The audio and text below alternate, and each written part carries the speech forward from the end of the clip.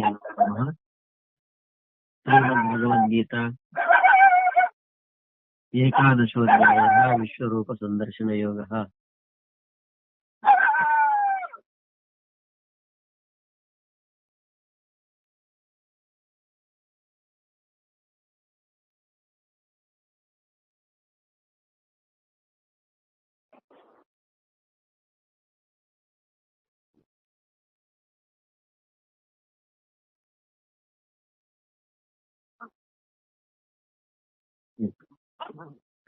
ವಿಶ್ವರೂಪದ ದರ್ಶನ ಮಾಡ್ತಾ ಅರ್ಜುನ ಪಶ್ಯಾಮಿ ದೇವಾಂತವದೇವದೇಹೇ ಸರ್ವಸತ್ತಾಭೂತ ವಿಶೇಷ ಸಂಗಾನ್ ಬ್ರಹ್ಮಾಂಡಮೀಶಂ ಕಮಲಾಸನಂ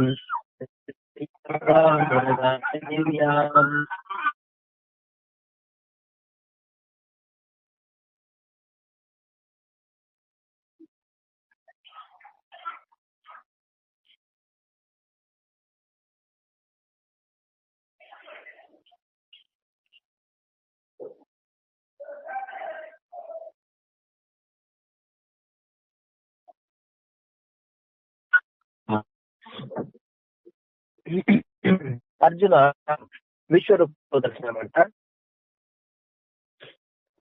ದೇವ ಇಲ್ಲ ಮಾಡ್ಕೊಳ್ಳಿ. ದೇವ, ನಾನು ನಿನ್ನ ಶರೀರದಲ್ಲಿ ಸಂಪೂರ್ಣ ದೇವತೆಗಳನ್ನ ಹಾಗೂ ಜೀವಿಗಳ ಸಮುದಾಯಗಳನ್ನ, ಕಮಲಾಸನದ ಮೇಲೆ ವಿರಾಜಮಾನನಾಗಿರುವ ಬ್ರಹ್ಮನನ್ನ, ಮಹಾದೇವನನ್ನ ಮತ್ತು ಸಮಸ್ತ ಋಷಿಗಳನ್ನ ಹಾಗೂ ದಿವ್ಯವಾದ ಸರ್ಪಗಳನ್ನ ಕೂಡ ನೋಡ್ತಾ ಇದ್ದೇನೆ. ಹೇಗೆ ಇದಕ್ಕೆ ಸಂಬಂಧಪಟ್ಟಂತೆ ನಿನ್ನೆ ಕೂಡ ನೋಡಿದ್ವಿ ನಾವು.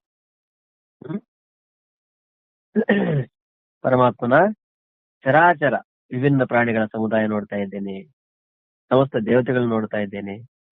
ಏನಪ್ಪಾ ಯಾಕೆ ಈ ಮಾತೆಲ್ಲ ಹೇಳಿದ್ರು ಅಂತಂದ್ರೆ, ಇಲ್ಲಿ ಬ್ರಹ್ಮ, ಶಿವ, ಇವರು ದೇವತೆಗಳು ಕೂಡ ದೇವತೆಗಳು ದೇವರಾಗಿದ್ದಾರೆ ಅಂತ ನೋಡಿದ್ವಿ.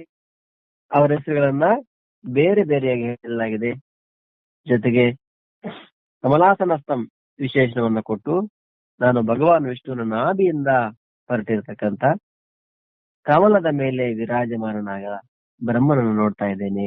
ಅರ್ಥಾತ್ ಅವರೊಂದಿಗೆ ನಿನ್ನ ವಿಷ್ಣು ರೂಪವನ್ನ ನಿನ್ನ ಶರೀರದಲ್ಲಿ ನೋಡ್ತಾ ಇದ್ದೇನೆ. ಈ ಭಾವವನ್ನ ಅಂದ್ರೆ ಏನೇನ್ ನೋಡ್ತಾ ಇದ್ದೇನೆ ವಿಶ್ವರೂಪದಲ್ಲಿ, ಇದೆಲ್ಲ ಇನ್ನು ಸುಮಾರು ನಮಗೆ ಒಂದು 20 ಶ್ಲೋಕಗಳಲ್ಲಿ ಏನೇನ ಕಂಡು ಕೊನೆಗೆ ಗಾಬರಿ ಕೂಡ ಆಗ್ತಾನೆ. ಗಾಬರಿಯ ಕೊನೆಯಲ್ಲಿ ಹೇಳ್ತಾನೆ, ದೇವಾ, ನಿಮ್ಮ ಈ ರೂಪವನ್ನ ನೋಡ್ಲಿಕ್ಕೆ ನನ್ನಿಂದ ಆಗ್ತಾ ಇಲ್ಲ, ದಯವಿಟ್ಟು ಮೊದಲನೇ ರೂಪವನ್ನು ನನಗೆ ತೋರಿಸಿ ಅಂತ ಹೇಳಿ ಕೂಡ ಪ್ರಾರ್ಥನೆ ಮಾಡ್ತಾನೆ. ನಾವೆಲ್ಲ ನೋಡ್ತೀವಿ ನಾವು ಮುಂದೆ ಮುಂದೆ. ಈಗ ಪ್ರಾರಂಭದಲ್ಲಿ ಏನೇನ್ ನೋಡ್ದ? ಮನುಷ್ಯ ಲೋಕದಲ್ಲಿ ಎಲ್ಲ ಪ್ರಾಣಿಗಳಲ್ಲಿ ಋಷಿಗಳನ್ನ ಮತ್ತು ಪಾತಾಳ ಲೋಕದಲ್ಲಿ ವಾಸುಕಿ ಮೊದಲಾದ ದಿವ್ಯ ಸರ್ಪಗಳನ್ನ ಶ್ರೇಷ್ಠ ಅಂತ ತಿಳಿಸಲಾಗಿದೆ. ಅದಕ್ಕಾಗಿ ಅವರನ್ನ ಬೇರೆಯಾಗಿ ಹೇಳಲಾಗಿದೆ. ಇಲ್ಲಿ ಸ್ವರ್ಗ, ಮರ್ತ್ಯ ಮತ್ತು ಪಾತಾಳ ಈ 3 ಲೋಕಗಳ ಮುಖ್ಯ ವ್ಯಕ್ತಿಗಳ ಸಮುದಾಯವನ್ನ ವರ್ಣನೆ ಮಾಡಿ, ನಾನು ತ್ರಿಭುವನಾತ್ಮಕವಾದ ಸಮಸ್ತ ವಿಶ್ವವನ್ನ ನಿನ್ನ ಶರೀರದಲ್ಲಿ ನೋಡ್ತಾ ಇದ್ದೇನೆ. ಅಂದ್ರೇನು? ಪರಮಾತ್ಮನ ಒಂದು ಅಂಶದಲ್ಲಿ ಇಷ್ಟೆಲ್ಲವನ್ನ ನೋಡ್ತಾ ಇದ್ದೇನೆ ಅರ್ಜುನ. ದೇವತೆಗಳನ್ನ, ಋಷಿಗಳನ್ನ, ಸರ್ಪಗಳನ್ನ ಎಲ್ಲ ಕೂಡ ಚರಾಚರ ಜಗತ್ತನ್ನ ಕೂಡ ಪರಮಾತ್ಮನಲ್ಲಿ ನೋಡ್ತಾ ಇದ್ದೇನೆ. ಅನೇಕ ಬಾಹೂದರ ವಿಕ್ರನೇತ್ರಂ ಪಸ್ಮಿತ್ವಾಂ ಸರ್ವತೋ ನಂತರೂಪಂ ನಾಂತಂ ನ ಮಧ್ಯಂ ನ ಪುನಸ್ತವಾದಿಂ ಪಶ್ಯಾಮಿ ವಿಶ್ವೇಶ್ವರ ವಿಶ್ವರೂಪ. ಸಂಪೂರ್ಣ ಜಗತ್ತಿನ ವಿಶ್ವದ ಬಗ್ಗೆ ನಿನ್ನನ್ನ ಅನೇಕ ಭುಜಗಳು, ಉದರಗಳು, ಮುಖ ಮತ್ತು ನೇತ್ರಗಳುಳ್ಳವನಾಗಿಯೂ ಮತ್ತು ಎಲ್ಲ ಕಡೆಯಿಂದ ಅನಂತ ರೂಪವುಳ್ಳವನಾಗಿ ನೋಡ್ತಾ ಇದ್ದೇನೆ. ಹೇ ವಿಶ್ವರೂಪಿಯೇ, ನಿನ್ನ ಅಂತ್ಯವನ್ನಾಗಲಿ ಮಧ್ಯವನ್ನಾಗಲಿ ಮತ್ತು ಆದಿಯನ್ನಾಗಲಿ ನೋಡಲಾಗುವುದಿಲ್ಲ. ಹೇ ವಿಶ್ವರೂಪಿ, ನಿನ್ನ ಅಂತ್ಯವಾಗಲಿ ಮಧ್ಯವಾಗಲಿ ಆದಿಯನ್ನಾಗಲಿ ನೋಡಲಿಕ್ಕೆ ಆಗ್ತಾ ಇಲ್ಲ ಅನ್ನೋ ಮಾತನ್ನು ಕೂಡ ಹೇಗೆ ಅಂತ ನೋಡ್ತಾ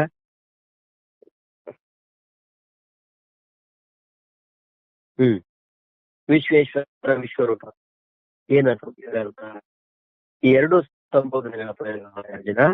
ನೀನೇ ಈ ಸಮಸ್ತ ವಿಶ್ವ ಮತ್ತು ಎಲ್ಲವನ್ನ ತಮ್ಮ ತಮ್ಮ ಕಾರ್ಯಗಳಲ್ಲಿ ನಿಯುಕ್ತಗೊಳಿಸುವ ಎಲ್ಲರ ಅಧೀಶ್ವರನಾಗಿದ್ದೀಯಾ.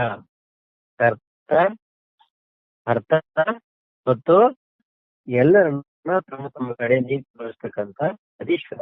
ಪ್ರತಿಯೊಬ್ಬರು ತಮ್ಮದೇ ಆದ ಸಂಸ್ಕಾರಕ್ಕೆ ಅನುಸಾರವಾಗಿ ಆ ಕಡೆ ಎಳೆಯಲ್ಪಟ್ಟಂತೆ ಈ ಕಡೆ ಯಾರನ್ನ ಆ ಕಡೆ ಹೋದಂಗೆ ಹಾಗೆ ಹೋಗ್ತಿರ್ತಾರೆ. ಕೆಲವೊಮ್ಮೆ ನಮಗೆ ಅನಿಸ್ತದೆ, ಹೌದು ನಮ್ಮ ಹಿಂದೆ ಯಾರೋ ಇದ್ದು ಏನೋ ಮಾಡ್ತಾ ಇದೆ ಅಂತೇಳಿ ಸ್ವಲ್ಪ ಸೂಕ್ಷ್ಮವಾಗಿ ಗಮನಿಸಿದಾಗ ಅನಿಸ್ತದೆ. ಎಲ್ರಿಗೂ ಇದು ಅನುಭವ ಅದೇ, ಸ್ವಲ್ಪ ಸೂಕ್ಷ್ಮವಾಗಿ ಗಮನಿಸ್ತದೆ. ಯಾರೋ ಹಿಂದ್ಗಡೆ ಇದ್ದು ನಮ್ಮನ್ನ ಪ್ರೇರಣೆ ಮಾಡ್ತಾರೆ. ಕೆಲವೊಮ್ಮೆ ಕೆಟ್ಟ ಕೆಲಸಗಳು ಕೂಡ ಮಾಡ್ತಾರೆ. ಸರಿಯಾಗಿ ಕೇಳಿಸ್ತಾ ಇಲ್ಲ ಬಿಡಿ.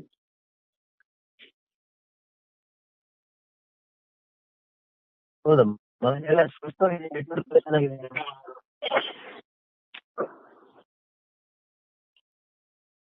ಸ್ವಲ್ಪ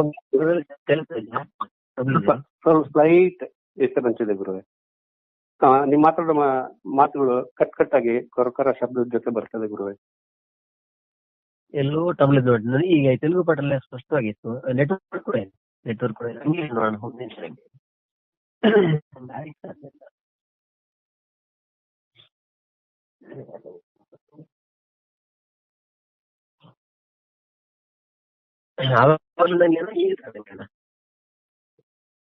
ಈಗಲೂ ಆಗಿದೆ ಗುರುವೆ, ಜಸ್ಟ್ ಒಂದು 1 minute ಇಂದ ಅಷ್ಟೇ.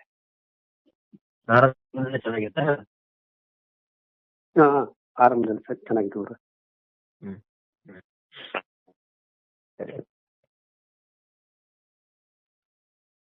ಮತ್ತೆ ಎಲ್ಲಾದ್ರೂ ಇದೆ ನೋಡೋಣ.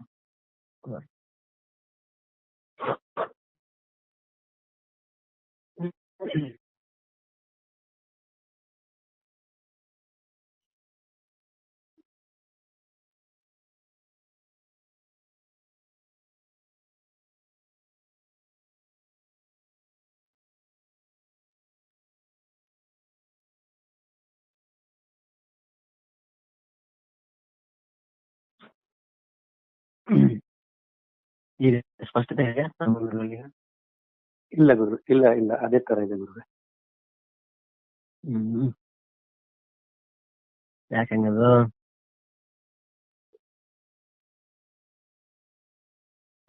అందుకని ఒకసారి నేను కట్ చేసి చేస్తాను మీకు. ಈ ಕರೆಕ್ಟ್ ಆಗಿದೆ, ಈಗ ಕೇಳಿಸ್ತದೆ ಸ್ಪಷ್ಟತೆ ಗುರುವೆ. ಸರಿ ಕೇಳಿಸ್ತದೆಯಾ? ಕೇಳಿಸ್ತದೆ ಗುರುವೆ.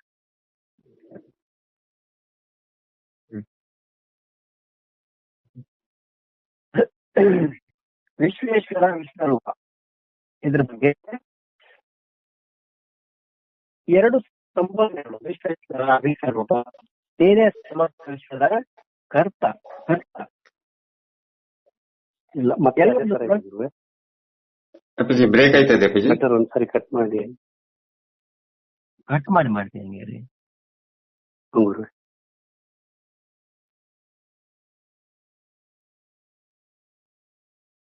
ವಿಶ್ವರೂಪ, ನೀನೇ ಸಮಸ್ತ ವಿಶ್ವದ ಕರ್ತ ಹರ್ತ ಮತ್ತು ಎಲ್ಲರನ್ನ ತಮ್ಮ ತಮ್ಮ ಕಾರ್ಯಗಳಲ್ಲಿ ನಿಯುಕ್ತಗೊಳಿಸುವ ಅಧೀಶ್ವರನಾಗಿದ್ದೀಯೇ. ಮತ್ತು ಈ ಸಮಸ್ತ ವಿಶ್ವವು ವಸ್ತುತಃ ನಿನ್ನದೇ ಸ್ವರೂಪವಾಗಿದೆ. ನೀನೇ ಇದರ ನಿಮಿತ್ತ ಉಪಾದಾನ ಕಾರಣವಾಗಿದ್ದೀಯೇ ಎಂಬ ಭಾವವನ್ನ ಇಲ್ಲಿ ತೋರಿಸಲಾಗಿದೆ. ನಿಮಿತ್ತ ಉಪಾದಾನ ಕಾರಣ, ಇದರ ಬಗ್ಗೆ ನಿನ್ನೆ ನಾವು ಹೇಳ್ಕೊಂಡ್ವಿ. ನೀನೇ ಈ ಸಮಸ್ತ ವಿಶ್ವದ ಕರ್ತ ಅರ್ಥ, ಎಲ್ಲರನ್ನ ತಮ್ಮ ತಮ್ಮ ಕರ್ಮಗಳಲ್ಲಿ ನಿಯುಕ್ತಗೊಳಿಸುವಂತ ಅಧೀಶ್ವರ ಕೂಡ ನೀವೇ ಆಗಿದ್ದೀರಿ. ಹೇಗೆ ಅಂತಕೊಂಡು ನೀನೇ ನೋಡಿದ್ವಿ ನಾವು. ಎಲ್ಲವೂ ನೀವೇ ಅಂದ್ರೇನು?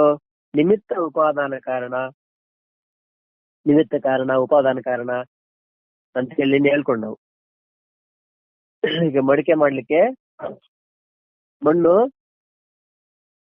ಉಪಾದಾನ ಕಾರಣ. ನಿಮಿತ್ತ ಕಾರಣ ಯಾರು? ಉಪಾದಾನ ಕಾರಣ ಏನಪ್ಪ ಅಂದ್ರೆ ಕುಂಬಾರ, ಮತ್ತೆ ಚಕ್ರ, ದಂಡ, ಇವೆಲ್ಲ ಕೂಡ ನಿಮಿತ್ತ ಕಾರಣ. ಉಪಾದಾನ ಕಾರಣ ಮಣ್ಣು. ಮಣ್ಣಿಲ್ಲ ಅಂದ್ರೆ ಕುಂಬಾರ ಇದ್ರು, ಆ ಚಕ್ರ, ದಂಡ ಎಲ್ಲ ಸಾಮಗ್ರಿ ಇದ್ರು ಏನ್ ಮಾಡಕ್ಕಾಗಲ್ಲ ಕುಂಬಾರ. ಹಾಗೆ ಇಲ್ಲಿ ಕೂಡ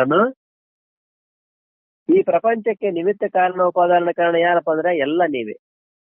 ಹೇಗೆ ಅಂತ ಹೇಳ್ತಾ ಅದಕ್ಕೆ ನಿನ್ನೆ ಸ್ಪೈಡರ್ ಮನೆಯಲ್ಲಿ ನೇಯ್ಗೆ ಮಾಡುವಂತ ಹುಡುಗ ನೋಡಿದಿರಾ? ಆ ಗೂಡನ್ನ ಅದ್ರ ಒಳಗಡೆಯಿಂದಾನೇ ಬರ್ತದೆ ಒಂದು ಸಣ್ಣ ದಾರ ಅಂತ.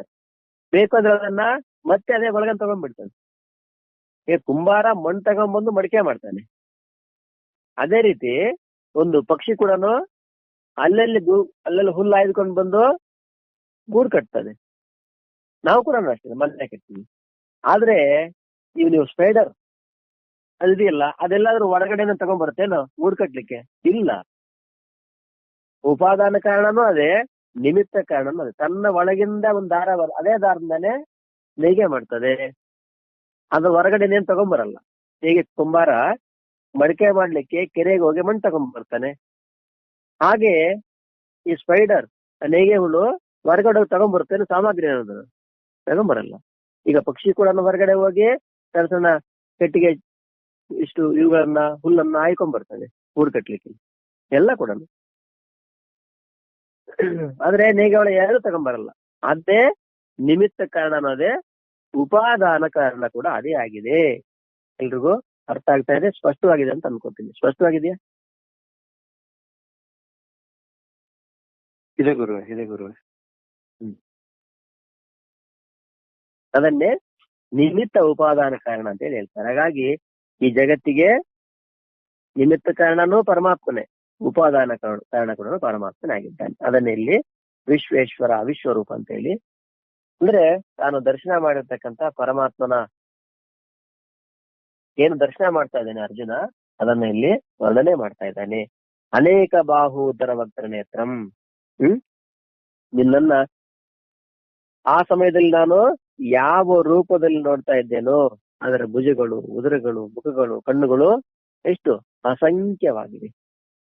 ಅದನ್ನ ಯಾವ ಪ್ರಕಾರದಿಂದಲೂ ಯಾರು ಎಣಿಸಲಾರರು. ಅದನ್ನು ಯಾರು ಯಾವ ಪ್ರಕಾರದಿಂದ ಎಣಿಸಲಿಕ್ಕಾಗಲ್ಲ ಅನ್ನೋದೇ ಇಲ್ಲಿ ಅನೇಕ ಬಾಹು ಉದರ ವಕ್ರ ನೇತ್ರಂ ಸರ್ವತಃ ಅನಂತ ರೂಪಂ. ಎಲ್ಲಾ ಕಡೆಯಿಂದ ಅನೇಕ ಪ್ರಕಾರ ಬೇರೆ ಬೇರೆ ಅಗಣಿತ ರೂಪಗಳಿಂದ ಯುಕ್ತವಾಗಿರುವ ನಿನ್ನನ್ನು ನೋಡ್ತಾ ಇದ್ದೇನೆ. ಅರ್ಥಾತ್ ನಿನ್ನ ಈ ಒಂದು ಶರೀರದಲ್ಲಿ ನನಗೆ ತುಂಬಾ ಬೇರೆ ಬೇರೆ ಅನಂತ ರೂಪಗಳು ನಾಲ್ಕು ಕಡೆಗಳಲ್ಲಿ ಹರಡಿರುವಂತೆ ಕಾಣ್ತಾ ಇದೆ ಅನ್ನೋದನ್ನ ಇಲ್ಲಿ ತೋರಿಸ್ತಾ ಇದ್ದಾರೆ. ಇನ್ನು ನಿನ್ನ ಆದಿ ಮತ್ತೆ ಅಂತ್ಯವನ್ನ ನೋಡ್ತಾ ಇಲ್ಲ. ಅಂದ್ರೆ ನಿನ್ನ ಆದಿ ಇಲ್ಲೋ ಅಂತ್ಯ ಇಲ್ಲೋ, ಆ ಸಮಸ್ತ ಬ್ರಹ್ಮಾಂಡವನ್ನ ಪರಮಾತ್ಮನಲ್ಲಿ ದರ್ಶನ ಮಾಡ್ತಾ ಎಲ್ಲಿ ಆದಿ ಎಲ್ಲಿ ಅಂತ. ಈಗ ಸಮುದ್ರ ನೋಡ್ತೀವಿ ನಾವು, ಅದ್ರ ಅಂತ ಎಲ್ಲಿದೆ, ಮಧ್ಯ ಎಲ್ಲಿ ಅಂತ ಕಾಣುತ್ತೆ ನಮ್ಗೆ.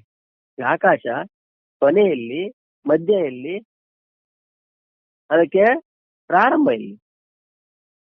ಅದನ್ನೇ ಅನಂತ ಅಂದ್ರೆ ಅದಕ್ಕೆ ಅಂತ ಇಲ್ಲ. ಕೊನೆ ಎಲ್ಲೋ, ಮಧ್ಯ ಎಲ್ಲೋ, ಮೊದಲು ಅದು ಆದಿ ಇಲ್ಲ ಏನು ಅರ್ಥ. ಹಾಗೆ ಇಲ್ಲಿ ಕೂಡ ನಿನ್ನ ವಿರಾಟ್ ಸ್ವರೂಪದ ಆದಿ ಅಂತ್ಯವನ್ನು ನಾನು ನೋಡ್ತಾ ಇಲ್ಲ. ಅರ್ಥಾತ್ ಇದು ಎಲ್ಲಿಂದ ಎಲ್ಲಿವರೆಗೆ ಆಡಿಕೊಂಡಿದೆ ಎಂಬುದು ಸಹ ನನಗೆ ತಿಳಿಯದಾಗಿದೆ. ಮತ್ತು ಈ ಪ್ರಕಾರ ಆದಿ ಅಂತ್ಯಗಳು ಸುಳುವು ಸಿಗದಿರುವ ಕಾರಣದಿಂದ ನಾನು ಇದರ ಮಧ್ಯದಲ್ಲಿದೆ, ಇದನ್ನ ತಿಳಿಯದವನಾಗಿದ್ದೇನೆ. ಆದ್ರಿಂದ ನಾನು ನಿನ್ನ ಮಧ್ಯವನ್ನು ಕೂಡ ನೋಡ್ತಾ ಇಲ್ಲ.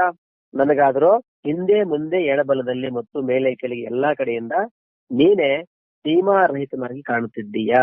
ಯಾವ ಕಡೆಯಿಂದಲೂ ಕೂಡ ನಿನ್ನ ಎಲ್ಲಿಯೂ ಕಂಡು ಬರುವುದಿಲ್ಲ ಅನ್ನೋ ಭಾವನೆಯಲ್ಲಿ ತೋರಿಸ್ತಾ ಇದ್ದಾರೆ.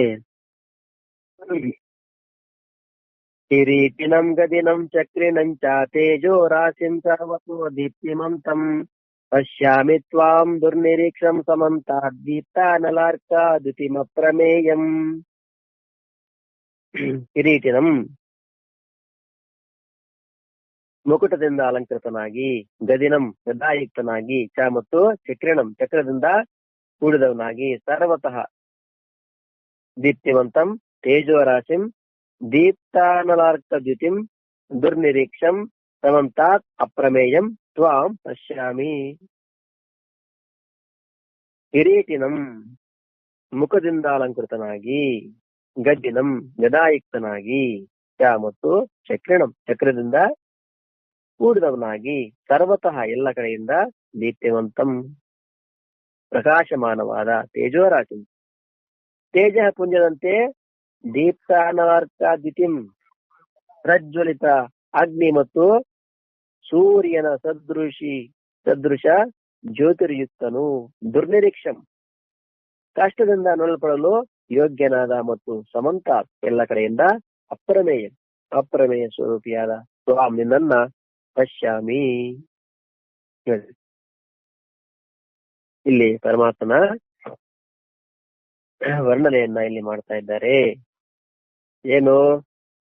ಕಿರೀಟಿನಂ ಗದಿನಂ ಚಕ್ರಿಣಂ ಮುಕುಟದಿಂದ ಅಲಂಕೃತನಾಗಿ, ಗದಾಧಾರಿಯಾಗಿ ಮತ್ತು ಚಕ್ರಪಾಣಿಯಾಗಿ, ಹಾಗೆ ಎಲ್ಲಾ ಕಡೆಯಿಂದ ಪ್ರಕಾಶಮಾನ ತೇಜ ಪುಂಜದಂತೆ, ತೇಜದ ಪುಂಜ,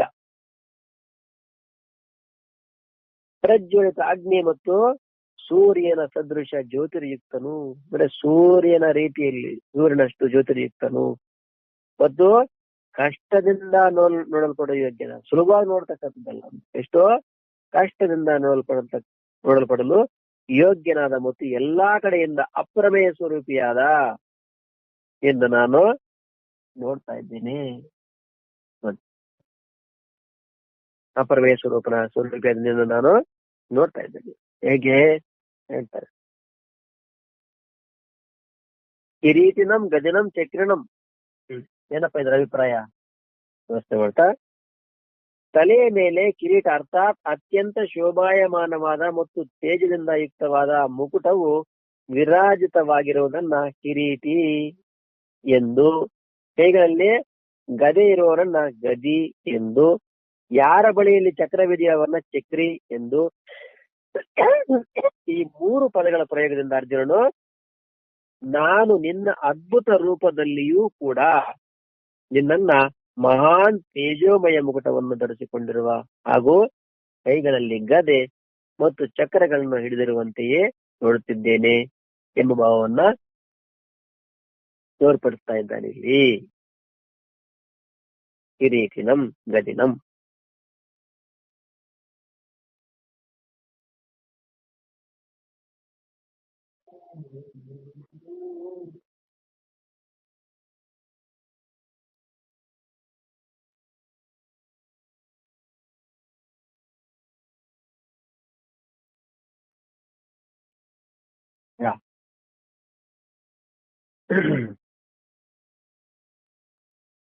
ತಲೆಯ ಮೇಲೆ ಕಿರೀಟ ಅರ್ಥಾತ್ ಅತ್ಯಂತ ಶೋಭಾಯಮಾನವಾದ ಮತ್ತು ತೇಜದಿಂದ ಯುಕ್ತವಾದ ಮುಕುಟವು ವಿರಾಜಿತವಾಗಿರುವವರನ್ನ ಕಿರೀಟಿ ಅಂದ್ರೇನು? ಕಿರೀಟವನ್ನ ಧರಿಸಿರ್ತಕ್ಕಂಥವ್ರನ್ನ ಕಿರೀಟಿ ಅಂತ ಹೇಳ್ತಾರೆ. ಅದು ಹೇಗಿದೆ ವಿಶೇಷಣ? ಅತ್ಯಂತ ಶೋಭಾಯಮಾನ ಮತ್ತು ತೇಜಸ್ಸಿನಿಂದ ಪ್ರಕಾಶದಿಂದ ಯುಕ್ತವಾದ ಮುಕುಟ. ಮುಕುಟ ಅಂದ್ರೇನು? ತಲೆಯ ಮೇಲೆ ಇರುವಂತ ಆಭೂಷಣ. ತಲೆಯ ಮೇಲೆ ಮುಕುಟವು ವಿರಾಜಮಾಗಿರುವುದನ್ನ, ತಲೆಯ ಮೇಲೆ ಮುಕುಟ ಕಿರೀಟ, ಅವ್ರನ್ನೇ ಕಿರೀಟಿ. ಕಿರೀಟವನ್ನ ಧರಿಸಿರ್ತಕ್ಕಂಥವನು ಕಿರೀಟಿ. ಕಿರೀಟ ಎಲ್ಲಿರ್ತದೆ? ತಲೆಯ ಮೇಲೆ ಇರ್ತದೆ. ಕಿರೀಟ ಎಲ್ಲಿರುತ್ತೆ?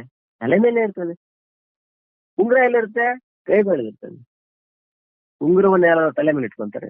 ಇಲ್ಲ, ಕಿರೀಟವನ್ನ ತಲೆಗೆ ಧಾರಣೆ ಮಾಡ್ತಾರೆ. ಇನ್ನು ಗದೆ, ಕೈಯಲ್ಲಿ ಗದೆ ಇರ್ತಕ್ಕಂಥವ್ರನ್ನ ಅವ್ರನ್ನ ಗದಿ, ಕಿರೀಟಿ. ಕಿರೀಟ ಧಾರಣೆ ಮಾಡಿರೋರನ್ನ ಕಿರೀಟಿ. ಕಿರೀಟ ಕಿರೀಟಿ. ಕಿರೀಟವನ್ನ ಧರಿಸಿರ್ತಕ್ಕಂಥವ್ರನ್ನ ಕಿರೀಟಿ. ಕಿರೀಟವನ್ನ ಕಿರೀಟ ಅಂತಾರೆ. ಕಿರೀಟವನ್ನ ಧರಿಸಿರ್ತಕ್ಕಂಥವ್ರನ್ನ ಕಿರೀಟಿ. ಗದೆಯನ್ನ ಕೈಯಲ್ಲಿ ಹಿಡ್ಕೊಂಡಿರ್ತಕ್ಕಂಥವ್ರನ್ನ ಗದಿ. ಉದಾಹರಣೆ ದನಿ ಇದ್ದಾರೆ, ಧನವಂತರನ್ನ ದನಿ. ಜ್ಞಾನವಂತರನ್ನ ಜ್ಞಾನಿ, ಗುಣವಂತರನ್ನ ಗುಣಿ, ಒಳ್ಳೆ ಗುಣಿ, ಜ್ಞಾನಿ, ಧನಿ ಅಂತ ಹೇಳ್ತಿರು. ಹಾಗೆ ಗದೆಯನ್ನ ಕೈಯಲ್ಲಿ ಧರಿಸಿರ್ತಕ್ಕಂಥವ್ರನ್ನ ಗದಿ, ಇನ್ನು ಚಕ್ರವನ್ನ ಧರಿಸಿರ್ತಕ್ಕಂಥವ್ರನ್ನ ಚಕ್ರಿ. ಈ 3 ಪದಗಳ ಪ್ರಯೋಗ ಮಾಡಿ ಅರ್ಜುನ, ನಿನ್ನ ಈ ಅದ್ಭುತ ರೂಪದಲ್ಲಿ ಕೂಡ ನಿನ್ನನ್ನ ಮಹಾನ್ ತೇಜೋಮಯ ಮುಕುಟವನ್ನ ಧರಿಸಿಕೊಂಡಿರುವ ಹಾಗೂ ಕೈಗಳಲ್ಲಿ ಗದೆ ಚಕ್ರಗಳನ್ನು ಹಿಡಿದಿರುವಂತೆಯೇ, ಅಂದ್ರೇನು, ಹೊರಗಡೆ ಹೇಗೆ ನಾನು ನೋಡ್ತಾ ಇದ್ದೆ, ವಿಷ್ಣುವಿನ ಬಗ್ಗೆ ಕೇಳ್ತಾ ಇದ್ದೆ, ಹಾಗೆ ಇಲ್ಲಿ ಕೂಡ ನಿನ್ನ ಅದ್ಭುತ ರೂಪದಲ್ಲಿ ಕೂಡ ಯಾವ ವಿಶ್ವರೂಪ ದರ್ಶನ ನನಗೆ ತೋರಿಸ್ತಾ ಇದ್ದೀರಿ ತಾವು, ನಿಮ್ಮ ಅನುಗ್ರಹನ ನಾನು ನೋಡ್ತಾ ಇದ್ದೀನಿ. ಅದು ಕೂಡ ನಿನ್ನನ್ನ ಮಹಾನ್ ತೇಜೋಮಯ ಮುಕುಟವನ್ನು ಧರಿಸಿಕೊಂಡಿರ್ತಕ್ಕಂತ ಹಾಗೂ ಕೈಗಳಲ್ಲಿ ಗದೆ ಮತ್ತು ಚಕ್ರವನ್ನ ಹಿಡಿದಿರುವಂತೆಯೇ ನಾನ್ ನಿಮ್ಮನ್ನು ನೋಡ್ತಾ ಇದ್ದೇನೆ ಅನ್ನೋ ಮಾತನಲ್ಲಿ ಹೇಳ್ತಾ ಇದ್ದೇನೆ. ಸರ್ವತಃ ದೀಪ್ತಿಮಂತಂ ಮತ್ತು ತೇಜೋರಾಶಿ. ಇದರ ಅಭಿಪ್ರಾಯ ಏನು? ಯಾರ ದಿವ್ಯ ಪ್ರಕಾಶವು ಮೇಲೆ ಕೆಳಗೆ ಒಳಗೆ ಹೊರಗೆ ಮತ್ತು ಎಲ್ಲಾ ದಿಕ್ಕುಗಳಲ್ಲಿ ಹರಿದುಕೊಂಡಿದೆಯೋ ಅವರನ್ನ ಸರ್ವತೋ ದೀಪ್ತಿಮಾನ್ ಎಂದು ಹೇಳ್ತಾರೆ, ಹಾಗೂ ಪ್ರಕಾಶದ ಸಮೂಹವನ್ನ ತೇಜೋರಾಶಿ ಎಂದು ಹೇಳ್ತಾರೆ. ಈ 2 ಪದಗಳ ಪ್ರಯೋಗ ಇದು. ಅರ್ಜುನನು, ನಿನ್ನ ಈ ವಿರಾಟ್ ರೂಪವು ನನಗೆ ಮೂರ್ತಿಮಂತ ತೇಜಪುಂಜ ಹಾಗೂ ಎಲ್ಲಾ ಕಡೆಗಳಿಂದಲೂ ಪರಮ ಪ್ರಕಾಶಗೊಂಡಿರುವಂತೆ ಕಂಡು ಬರ್ತಾ ಇದೆ ಅನ್ನೋ ಭಾವನೆಯಲ್ಲಿ ಕಾಣಿಸ್ತಾ ಇದ್ದಾರೆ.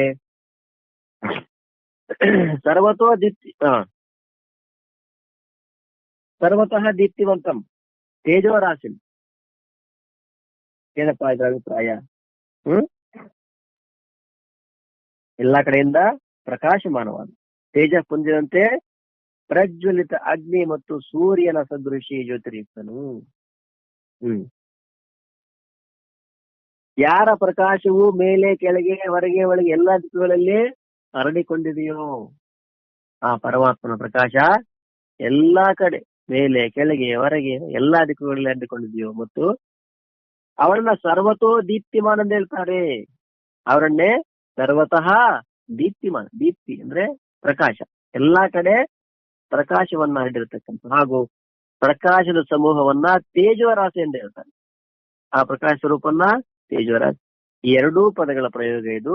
ಅರ್ಜುನನು, ನಿನ್ನ ಈ ವಿರಾಟ್ ರೂಪವು ನನಗೆ ಮೂರ್ತಿವಂತ ತೇಜಪುಂಜ, ನಿನ್ನ ವಿರಾಟ್ ರೂಪ ನನಗೆ ಮೂರ್ತಿವಂತ ತೇಜಪುಂಜ ಹಾಗೂ ಎಲ್ಲಾ ಕಡೆಗಳಿಂದಲೂ ಪರಮ ಪ್ರಕಾಶದಿಂದ ಒಡಗೂಡಿದಂತೆ, ಎಲ್ಲ ಕಡೆಯಿಂದ ಪರಮ ಪ್ರಕಾಶದಿಂದ ಒಡಗೂಡಿದಂತೆ ಕಂಡು ಬರ್ತಾ ಇದೆ ಅನ್ನೋ ಭಾವನೆ ಇಲ್ಲಿ ಕಾಣಿಸ್ತಾ ಇದ್ದಾರೆ. ವರ್ಣನೆ ಏನ್ ನೋಡ್ತಾ ಇದ್ದಾನೆ ಪರಮಾತ್ಮನ, ಅದನ್ನ ಇಲ್ಲಿ ವರ್ಣನೆ ಮಾಡ್ತಾ ಇದ್ದಾನೆ.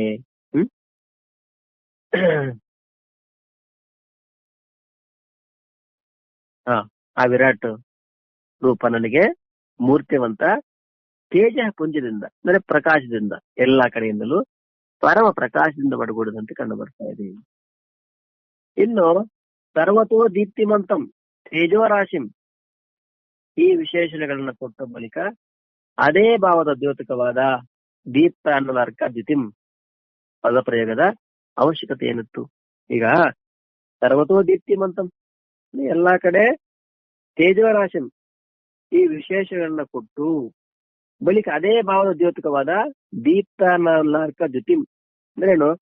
ಒಂದು ಸರ್ವತೋ ದೀಪ್ತಂ ಅಂತಂದ್ರೆ ಸಾಕಾಗಿತ್ತು, ಮತ್ತೆ ತೇಜೋ ರಾಶಿಂ ದೀಪ್ತಾರ್ಕಂ ಇವೆಲ್ಲ ಯಾಕೆ ಹೇಳಿದ್ರು ಪ್ರಶ್ನೆ ಮಾಡ್ತಾ, ಭಗವಂತನ ಪರಮ ಪ್ರಕಾಶಯುಕ್ತ ಮತ್ತು ಮೂರ್ತಿಮಾನ್ ತೇಜ ಪುಂಜನಾದ ಆ ವಿರಾಟ್ ರೂಪವು ಹೇಗಿತ್ತು ಎಂಬುದನ್ನ ಅಗ್ನಿ ಮತ್ತು ಸೂರ್ಯನ ಉಪಮೆಯನ್ನ ನೀಡಿ ಇದೇ ಮಾತನ್ನ ಸರಿಯಾಗಿ ಊಹಿಸಲು ದೀಪ್ತಾನಲಾರ್ಕ ದ್ಯುತಿಂ ಎಂಬ ಪದ ಪ್ರಯೋಗ ಮಾಡಲಾಗಿದೆ. ಅರ್ಜುನನಿಂದ ಹೇಗೆ ಪ್ರಜ್ವಲಿತ ಅಗ್ನಿ ಮತ್ತು ಪ್ರಕಾಶ ಪುಂಜವಾದ ಸೂರ್ಯನು ಪ್ರಕಾಶಮಾನ ತೇಜದ ರಾಶಿಯಾಗಿದ್ದಾನೋ ಹಾಗೆಯೇ ನಿನ್ನ ವಿರಾಟ್ ಸ್ವರೂಪವು ಅದಕ್ಕಿಂತಲೂ ಗಣನೆ ಇಲ್ಲದಷ್ಟು ಹೆಚ್ಚು ಪುಟ್ಟು ಪ್ರಕಾಶಮಾನ ತೇಜಪುಂಜವಾಗಿದೆ. ಅರ್ಥಾತ್ ಅಗ್ನಿ ಮತ್ತು ಸೂರ್ಯರ ಆ ತೇಜವಾದರೂ ಯಾವುದೇ ಒಂದು ಅಂಶದಲ್ಲಿ ಕಂಡು ಬರ್ತದೆ, ಆದರೆ ನಿನ್ನದಾದರೂ ಈ ವಿರಾಟ್ ಶರೀರವು ಎಲ್ಲಾ ಕಡೆಯಿಂದ ಅವರಿಗಿಂತಲೂ ಅನಂತ ಪಟ್ಟು ಹೆಚ್ಚು ತೇಜೋಮಯವಾಗಿ ಕಂಡು ಬರ್ತಾ ಇದೆ ಅನ್ನೋ ಭಾವನೆಯಲ್ಲಿ ತೋರಿಸ್ತಾ ಇದ್ದಾರೆ.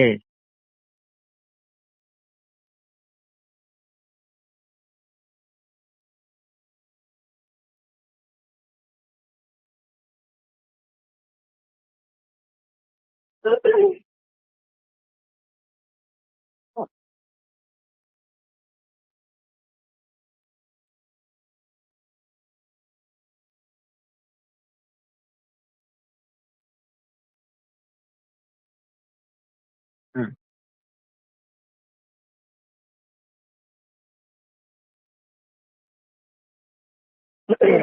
ಭಗವಂತನ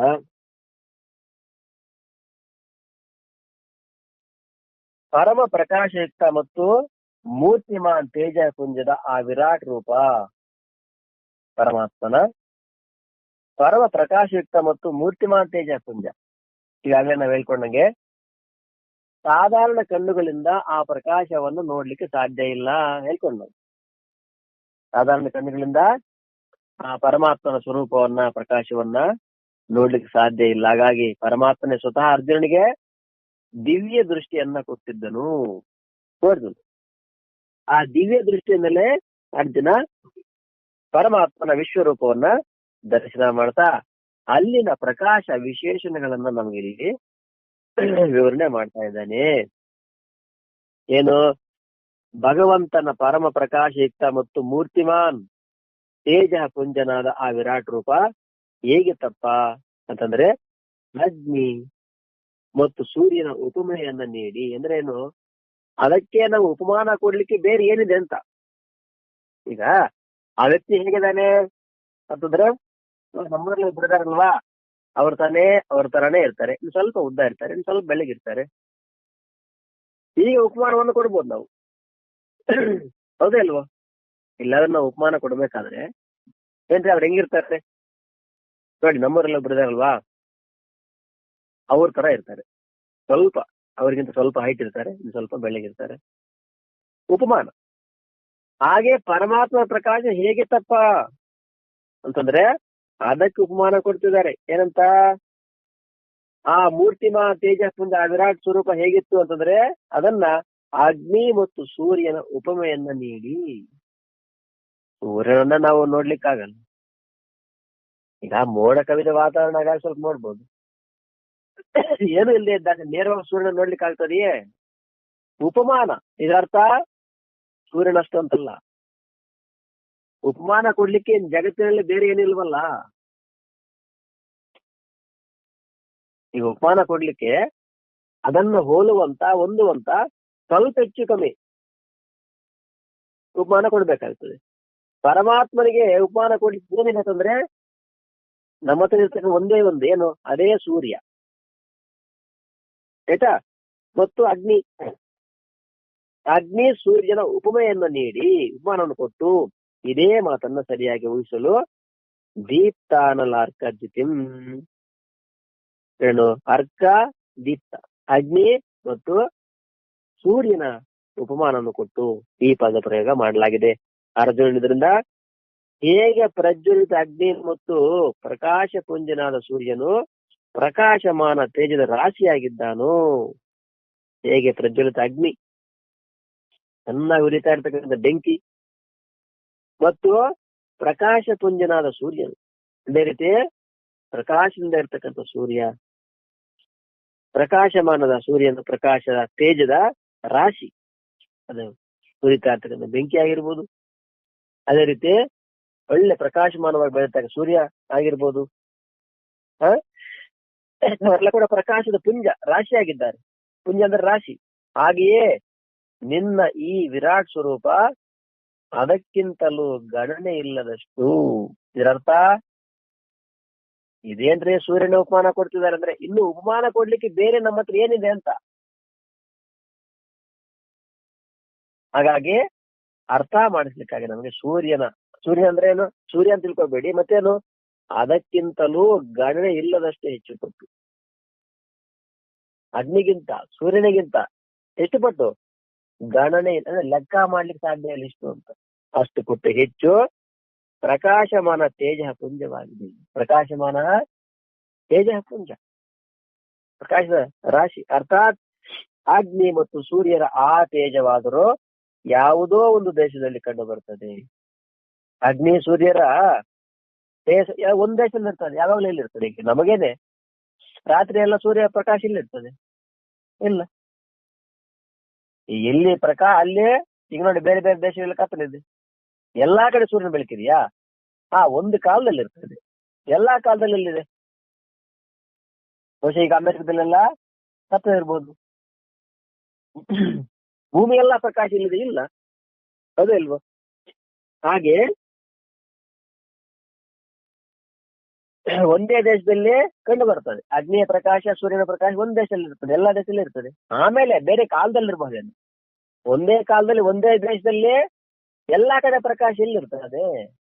ಇರಲ್ಲ. ಆದರೆ ನಿನ್ನದಾದರೂ ಆ ವಿರಾಟ್ ಶರೀರವು ಎಲ್ಲ ಕಡೆಯಿಂದ ಅವರಿಗಿಂತಲೂ ಅನಂತ ಪಟ್ಟು ಹೆಚ್ಚು ತೇಜೋಮಯವಾಗಿ ಕಂಡು ಬರ್ತಾ ಇದೆ. ಮತ್ತೆ ನಿಮ್ಮ ಶರೀರ ಹೇಗಿದೆ? ನಿಮ್ಮ ರೂಪ ಹೇಗಿದೆ? ನಿನ್ನದಾದರೂ ಆ ವಿರಾಟ್ ಶರೀರ ಎಲ್ಲ ಕಡೆಯಿಂದ ಅವರಿಗಿಂತಲೂ ಅನಂತ ಪಟ್ಟು, ಯಾರಿಗಿಂತ? ಸೂರ್ಯನಿಗಿಂತ, ಅಗ್ನಿಗಿಂತ ಹೆಚ್ಚು ತೇಜೋಮಯವಾಗಿ ಕಂಡು ಬರ್ತಾ ಇದೆ.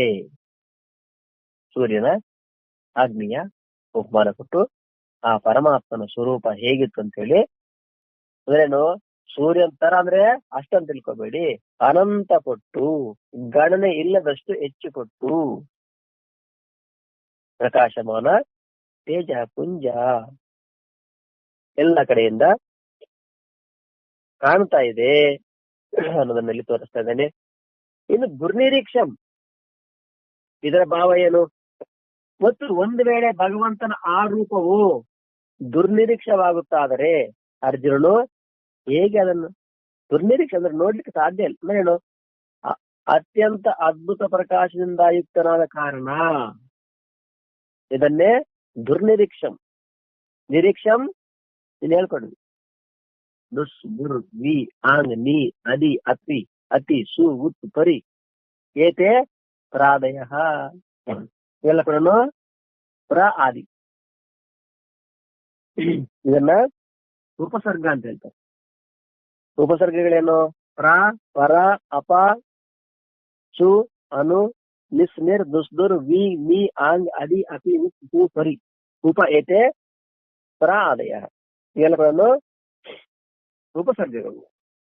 ಹಾಗಾಗಿ ಇಲ್ಲಿ ಏನ್ ಹೇಳ್ತಾರೆ? ದುರ್, ದುಸ್, ದುರ್, ದುರ್ ಅಂದ್ರೆ ಏನು? ನೋಡ್ಲಿಕ್ಕೆ ಸಾಧ್ಯ ಆಗದೇ ಇರುವಂತಹ ದುರ್ನಿರೀಕ್ಷಂ, ಅತ್ಯಂತ ಅದ್ಭುತ ಪ್ರಕಾಶದಿಂದ ಯುಕ್ತನಾದ ಕಾರಣ ಆ ರೂಪದ ಮುಂದೆ ಪ್ರಾಕೃತ ಕಣ್ಣುಗಳು ತೆರೆದಿರಲಾರವು. ಸೂರ್ಯನ ನೋಡ್ಲಿಕ್ಕೆ ಆಗಲ್ಲ. ಆದ್ರಿಂದ ಸರ್ವಸಾಧಾರಣವಾಗಿ ಅದನ್ನ ದುರ್ನಿರೀಕ್ಷೆ ಅಂತ ಹೇಳ್ತಾರೆ. ಅರ್ಜುನನಿಗಾದರೂ ಭಗವಂತನ ಆ ರೂಪವನ್ನು ನೋಡ್ಲಿಕ್ಕಾಗಿ ದಿವ್ಯ ದೃಷ್ಟಿಯನ್ನ ಕೊಟ್ಟಿದ್ದನು, ಮತ್ತು ಅದರ ಮೂಲಕ ಅವನು ಅದನ್ನ ನೋಡ್ತಾ ಇದ್ದನು. ಈ ಕಾರಣದಿಂದ ಬೇರೆಯವರಿಗೆ ದುರ್ನಿರೀಕ್ಷವಾದರೂ ಅವರಿಗೆ ಆಗಿರಲಿಲ್ಲ. ಯಾರಿಗೆ? ಅರ್ಜುನ. ನೋಡಿ, ದುರ್ನಿರೀಕ್ಷಂ ಅಂದ್ರೆ ನೋಡಲು ಅಸಾಧ್ಯವಾದ ಈ ಪದದ ಪ್ರಯೋಗ. ಒಂದು ವೇಳೆ ಭಗವಂತನ ಆ ರೂಪ ನೋಡ್ಲಿಕ್ಕೇನೆ ಸಾಧ್ಯವಾಗಲ್ಲ ಅಂತಂದ್ರೆ ಮತ್ತೆ ಅರ್ಜುನ ಅದನ್ನ ಹೇಗೆ ನೋಡಿದ ಅಂತ ಅರ್ಜುನ ಹೇಳ್ತಾ ಇದ್ದಾನೆ, ಇದು ದುರ್ನಿರೀಕ್ಷ, ನೋಡ್ಲಿಕ್ಕೆ ಸಾಧ್ಯವಾಗಲ್ಲ ಅಂತ ಹೇಳಿ. ಮತ್ತೆ ನೀವೇನ್ ನೋಡಿದ್ರಿ? ನನ್ನ ಬಾಯಲ್ಲಿ ನಾಲ್ಗೆ ಇಲ್ಲ ಅಂತೇಳಿ ಯಾರು ಹೇಳಿದ್ದು? ನಾನೇ ಹೇಳಿದ್ದು. ಅಲ್ಲ, ನಿಮ್ಮ ಬಾಯಲ್ಲಿ ನಾಲ್ಗೆ ಏನಂತದ್ದು ಇಲ್ಲ ಅನ್ನೋದನ್ನ ಹೇಳಿದ್ದೆ ಯಾರು? ನಾನೇ. ಅದಂಗೆ ಹೇಳ್ತೀರಿ ಅಂತ. ನನ್ನ ಬಾಯಲ್ಲಿ ನಾಲ್ಗೆ ಇಲ್ಲ ಅಂತ ಹೇಳ್ಬೇಕಾದ್ರೆ ನಾಲ್ಗೆ ಇರ್ಲೇಬೇಕಾಗ್ತದೆ. ಹಾಗೆ ಆ ಸೂರ್ಯನ ಪ್ರಕಾಶವನ್ನು ನೋಡ್ಲಿಕ್ಕೆ ಸಾಧ್ಯವೇ ಇಲ್ಲ ಅಂತಂದ್ರೆ ಮತ್ತೆ ಹೇಗೆ ಸಾಧ್ಯ ಆಯ್ತು? ಅದಕ್ಕೆ ಹೇಳ್ತಾರೆ ಮುಂದೆ. ಹಾಗಾಗಿ ಅತ್ಯಂತ ಅದ್ಭುತ ಪ್ರಕಾಶದಿಂದ ಯುಕ್ತವಾದ ಕಾರಣ ಆ ರೂಪದ ಮುಂದೆ ಅಂದ್ರೆ ಅಂತ ಆ ಪ್ರಕಾಶದ ಮುಂದೆ ಪ್ರಾಕೃತ ಕಣ್ಣುಗಳು ತೆರೆದಿರಲ್ಲ. ಅಂದ್ರೇನು? ಅದು ಕಣ್ಣು ತೆರೆದ ಅಂದ್ರೇನು? ನಮ್ಮ ಮಾಂಸಮಯ ನೇತ್ರಗಳು ಅದನ್ನ ಕಣ್ಣು ತೆರಿಲಿಕ್ಕೆ ಕೂಡ ಆಗಲ್ಲ. ನೋಡೋ ಒಂದ್ ಕಡೆ ಕತೆ ಇರ್ಲಿ, ಅಲ್ಲಿ ತೆರಿಲಿಕ್ಕೆ ಕೂಡ ಆಗಲ್ಲ. ಆದ್ರಿಂದ ಸರ್ವಸಾಧಾರಣರಿಗಾಗಿ ಅಂದ್ರೆ ಸಾಮಾನ್ಯ ಜನರಿಗಾಗಿ ಅದನ್ನ ದುರ್ನಿರೀಕ್ಷ, ನೋಡಲು ಅಸಾಧ್ಯವಾದ ಸಾಮಾನ್ಯ ಜನರಿಗೆ ನೋಡ್ಲಿಕ್ಕೆ ಆಗೋದಿಲ್ಲ ಅದು. ಅಷ್ಟೇ ಯಾಕೆ ಅರ್ಜುನಿಗೆ ಕಣ್ಣುಗಳಿಂದ ನೋಡ್ಲಿಕ್ಕೆ ಆಗ್ಲಿಲ್ಲ, ಮತ್ತೆ ಅದಕ್ಕೆ ಅರ್ಜುನಿಗಾದ್ರೂ ಆ ರೂಪ ನೋಡ್ಲಿಕ್ಕೆ ಏನು ಪರಮಾತ್ಮ ದಿವ್ಯ ದೃಷ್ಟಿಯನ್ನೇ ಕೊಟ್ಟಿದ್ದ. ಅರ್ಜುನನ ಕಣ್ಣುಗಳಿಂದ ಅದನ್ನು ನೋಡ್ಲಿಕ್ಕೆ ಆಗಲ್ಲ, ದಿವ್ಯ ದೃಷ್ಟಿಯನ್ನ ಕೊಟ್ಟಿದ್ದ ಪರಮಾತ್ಮ. ಅದರ ಮೂಲಕ ಅವನು ಅದನ್ನ ನೋಡ್ತಾ ಇದ್ದಾನೆ. ಅದನ್ನೇ ವರ್ಣನೆ ಮಾಡ್ತಾ ಇದ್ದಾನೆ. ಈ ಕಾರಣದಿಂದ ಬೇರೆಯವರಿಗೆ ದುರ್ನಿರೀಕ್ಷವಾದರೂ, ಬೇರೆಯವರಿಗೆ ಅದನ್ನ ನೋಡ್ಲಿಕ್ಕೆ ಅಸಾಧ್ಯವಾದರೂ ಅವರಿಗೆ ಹಂಗಿರ್ಲಿಲ್ಲ, ಸುಲಭ ಸಾಧ್ಯ ಆಗಿತ್ತು. ಯಾರಿಗೆ? ಅರ್ಜುನನಿಗೆ. ಯಾಕೆ? ಪರಮಾತ್ಮನ ಅನುಗ್ರಹದಿಂದ, ಪರಮಾತ್ಮನ ದಿವ್ಯ ದೃಷ್ಟಿಯ ಕಾರಣದಿಂದ ಅವನಿಗೆ ಸುಲಭವೇ ಆಗಿತ್ತು. ಸಮಂತಾತ ಪ್ರಮೇಯಂ, ಇದರ ಅಭಿಪ್ರಾಯ ಏನು? ಯಾವುದನ್ನ ಅಳತೆ ಮಾಡಲಾಗುವುದಿಲ್ಲವೋ, ಯಾವುದೇ ಉಪಾಯದಿಂದ ಯಾವುದರ ಎಲ್ಲೆಯನ್ನು ತಿಳಿಯಲಾಗುವುದಿಲ್ಲವೋ ಅದು ಅಪ್ರಮೇಯವಾಗಿದೆ. ಯಾವುದು ಎಲ್ಲ ಕಡೆಯಿಂದ ಅಪ್ರಮೇಯವಾಗಿದೆಯೋ ಅದನ್ನ ಸಮಂತಾತ್ ಅಪ್ರಮೇಯ ಎಂದು ಹೇಳುತ್ತಾರೆ. ಇದರ ಪ್ರಯೋಗ ಇದು. ಅರ್ಜುನನು ನಿನ್ನ ಗುಣ, ಪ್ರಭಾವ, ಶಕ್ತಿ ಮತ್ತು ಸ್ವರೂಪವನ್ನು ಯಾವ ಪ್ರಾಣಿಯೂ ಯಾವುದೇ ಉಪಾಯದಿಂದಲೂ ಪೂರ್ಣವಾಗಿ ತಿಳಿಯಲಾರದು ಎಂಬ ಭಾವವನ್ನ ವ್ಯಕ್ತಪಡಿಸಿದ್ದಾನೆ. ಸಮಂತಾತ್ ಅಪ್ರಮೇಯಂ.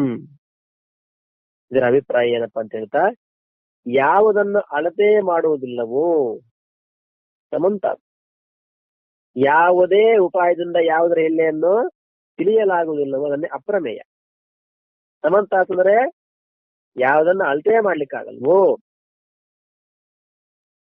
ಯಾವುದನ್ನ ಯಾವುದೇ ಉಪಾಯದಿಂದ ಯಾವುದರ ಎಲ್ಲೆ ಅಂದ್ರೇನು ಅದರ ಸೀಮೆ ಅದನ್ನ ತಿಳಿಯಲಾಗುವುದಿಲ್ಲವೋ ಅದನ್ನೇ ಅಪ್ರಮೇಯ ಅಂತ ಹೇಳ್ತಾರೆ.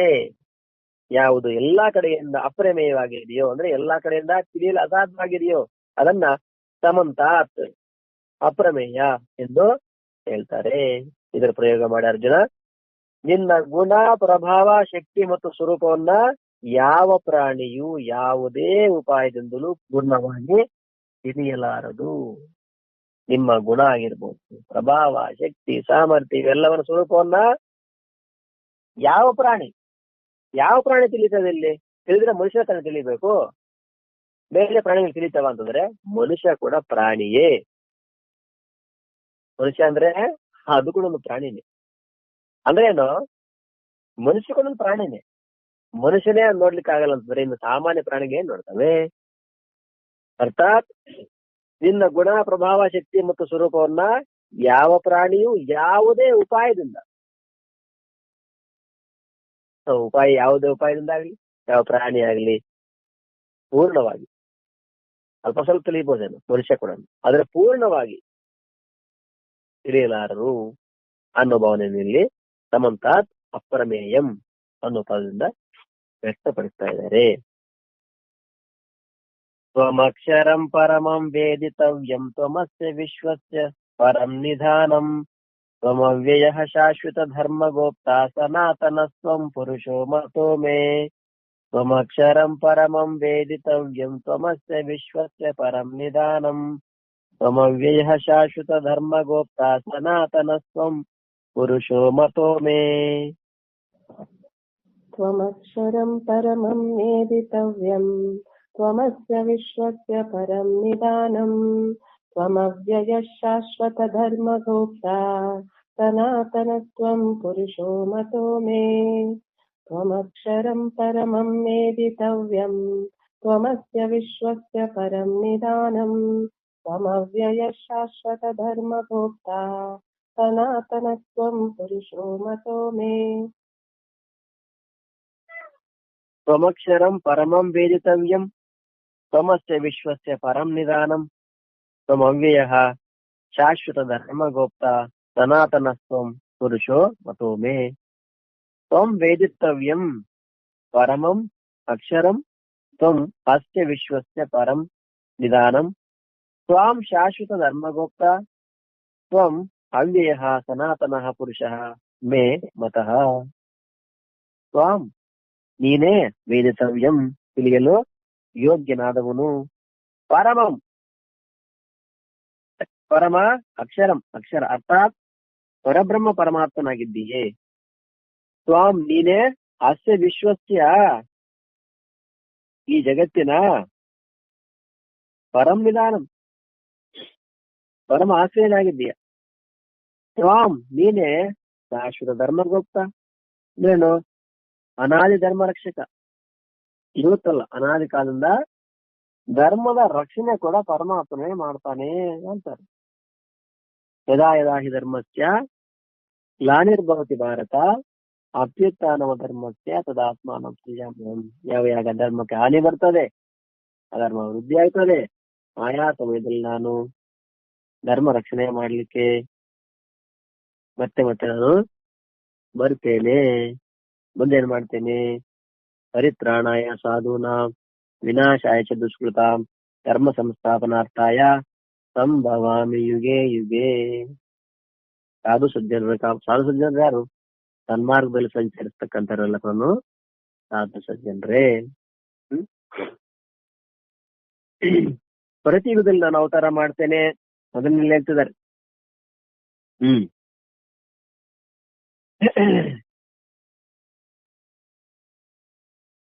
ತ್ವಾಂ ಅವ್ಯಯ ಸನಾತನನು, ತ್ವಾಂ ನೀನೇ ಅವಿನಾಶಿ ಸನಾತನನು, ಪುರುಷಃ ಮೇ ಮತಃ ನೀನೇ ಸನಾತನ ಪುರುಷನೂ ಆಗಿದ್ದೀಯ. ಇದು ಮೇ ಮತ, ನನ್ನ ಅಭಿಪ್ರಾಯ. ನೀನು ತಿಳಿಯಲು ಯೋಗ್ಯವಾದ ಪರಮಾಕ್ಷರನು, ಅರ್ಥಾತ್ ಪರಬ್ರಹ್ಮ ಪರಮಾತ್ಮನಾಗಿದ್ದೀಯೆ. ನೀನೇ ಈ ಜಗತ್ತಿನ ಪರಮ ಆಶ್ರಯನಾಗಿದ್ದೀಯೆ. ನೀನೇ ಅನಾದಿಯಾದ ಧರ್ಮದ ರಕ್ಷಕನಾಗಿದ್ದೀಯೆ ಮತ್ತು ನೀನೇ ಅವಿನಾಶಿ ಮತ್ತು ಸನಾತನ ಪುರುಷನಾಗಿದ್ದೀಯೆ, ಹೀಗೆಂದು ನನ್ನ ಅಭಿಪ್ರಾಯ.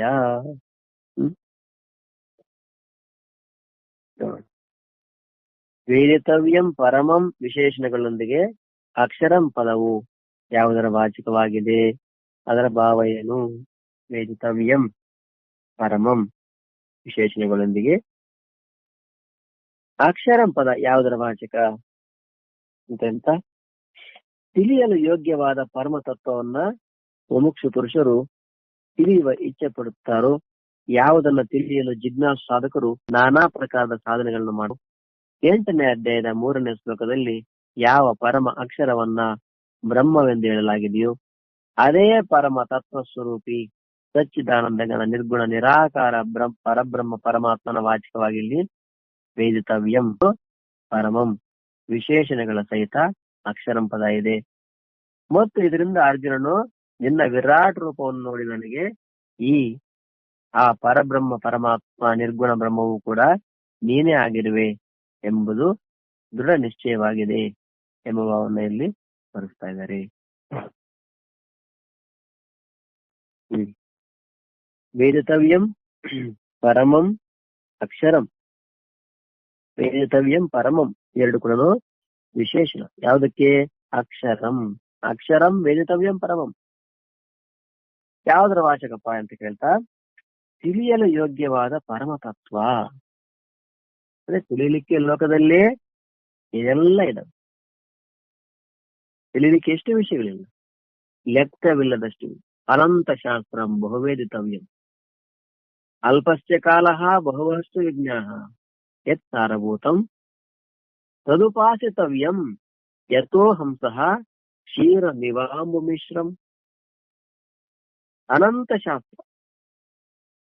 ಶಾಸ್ತ್ರ ಅಂದ್ರೆ ಕೇವಲ ಆಧ್ಯಾತ್ಮ ಮುಂದೆ ಅಲ್ಲ, ಭೌತಿಕವಾಗಿರ್ತಕ್ಕಂಥ ಭೌತಿಕ ವಿಷಯಗಳಿಗೆ ಸಂಬಂಧಪಟ್ಟಂತೆ ಗಣಿತ, ವಿಜ್ಞಾನ, ಅರ್ಥಶಾಸ್ತ್ರ, ರಾಜ್ಯಶಾಸ್ತ್ರ ಏನೆಲ್ಲ ಇದೆ.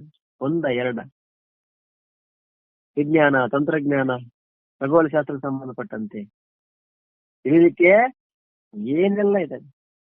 ಆದ್ರೆ ಇಲ್ಲಿ ತಿಳಿಲಿಕ್ಕೆ ಯೋಗ್ಯವಾದ್ಯ ಎಲ್ಲ ಯೋಗ್ಯವಾದ್ಯವೇ ಅಲ್ವಾ? ಅಂದ್ರೆ ಇಲ್ಲಿ ಯೋಗ್ಯತೆ ಅಂತಂದ್ರೆ ಎಂತ ಯೋಗ್ಯತೆ? ಯಾವುದನ್ನ ತಿಳಿಯೋದ್ರಿಂದ ಎಲ್ಲವನ್ನೂ ತಿಳಿದಂಗಾಗ್ತದ್ರು. ಇಷ್ಟೆಲ್ಲ ತಿಳ್ಕೊಂಡ್ರು ಭೌತಿಕವಾಗಿರ್ತಕ್ಕಂಥ ಜ್ಞಾನದ ಬಗ್ಗೆ ಒಬ್ಬನಿಗೆ ಒಳ್ಳೆ ಮ್ಯಾಥಮೆಟಿಕ್ಸ್ ಜ್ಞಾನ ಇದೆ,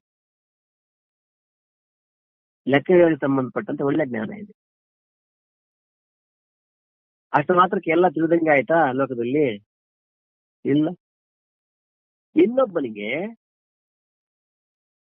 ಅರ್ಥಶಾಸ್ತ್ರದ ಬಗ್ಗೆ ಜ್ಞಾನ ಇದೆ, ಅರ್ಥಶಾಸ್ತ್ರ ಎಲ್ಲವನ್ನ ಚೆನ್ನಾಗಿ ಕ್ಷುಣ್ಣವಾಗಿ ಅಧ್ಯಯನ ಮಾಡಿದ್ದಾನೆ. ಎಲ್ಲ ತಿಳಿದಂಗೆ ಆಯ್ತಾ? ಗೊತ್ತಿಲ್ಲ. ಒಬ್ಬನಿಗೆ ಜೀವಶಾಸ್ತ್ರದ ಬಗ್ಗೆ ಒಳ್ಳೆ ಜ್ಞಾನ ಇದೆ. ಎಲ್ಲ ತಿಳಿದಂಗೆ ಲೋಕದಲ್ಲಿ ಇಲ್ಲ. ಒಳ್ಳೆ ವಿದ್ಯಾವಂತ ಆಯ್ತಾ, ಎಷ್ಟೆಲ್ಲ ಓದಿರ್ತಾನೆ. ಆದ್ರೆ ಒಂದು ವಿಚಿತ್ರ, ಒಳ್ಳೆ ವಿದ್ಯಾವಂತ ಎಲ್ಲ ಓದಿದ್ದಾನೆ. ಹೇಳಿದ ಆ ವ್ಯಕ್ತಿ, ಈ ಭತ್ತ ಇದೆಯಲ್ಲ, ಭತ್ತ ಅಂತಕ್ಕಂಥದ್ದು ಭತ್ತದ ಮರಗಳು ಎಲ್ಲಿದ್ದಾವೆ ಅಂತ ಕೇಳಿದ. ಒಳ್ಳೆ ವಿದ್ಯಾವಂತ, ಸಾಮಾನ್ಯ ವಿದ್ಯಾವಂತ ಅಂತ ತಿಳ್ಕೊಬಂದಿ. ಭತ್ತದ ಮರಗಳು, ಭತ್ತ ಮರ ಇರ್ತದ, ಭತ್ತದ ಹುಲ್ಲಲ್ಲಿ ಬರ್ತದೆ. ಭತ್ತ ಅಂದ್ರೇನು? ಭತ್ತ ಎಲ್ಲಿ ಬರ್ತದೆ ಅಂದ್ರೆ ಗದ್ದೆಯಲ್ಲಿ ಪೈರು ನಾಟಿ ಮಾಡ್ತಾ, ಅದರಿಂದ ಭತ್ತ ಬರುತ್ತೆ ಅಂತ ಕೂಡ ಗೊತ್ತಿಲ್ಲ. ಕಡಲೆಕಾಯಿ ಮರ ಎಲ್ಲಿದೆ ಅಂತ ಕೇಳಿದ. ಬೇರೆ ವಿಷಯದಲ್ಲಿ ತುಂಬಾ ಇಂಟೆಲಿಜೆಂಟು ಅವನು. ಏನೆಲ್ಲ ಅವನ ಹತ್ರ ಕೂತ್ಕೊಂಡು ಅದರ ಬಗ್ಗೆ ಜ್ಞಾನ ಅವನು 1000 ಜನ ಜ್ಞಾನ ಕೊಟ್ಟಿದ್ದಾನೆ. ಕಡಲೆಕಾಯಿ ಯಾವ ಮರದಲ್ಲಿ ಬರುತ್ತೆ ಅಂತ ಕೇಳಿ. ಕಡಲೆಕಾಯಿ ಮರದಲ್ಲ ಮಹಾನುಭಾವ, ಕಡಲೆಕಾಯಿ ಭೂಮಿಯಲ್ಲಿ ಬರ್ತದೆ.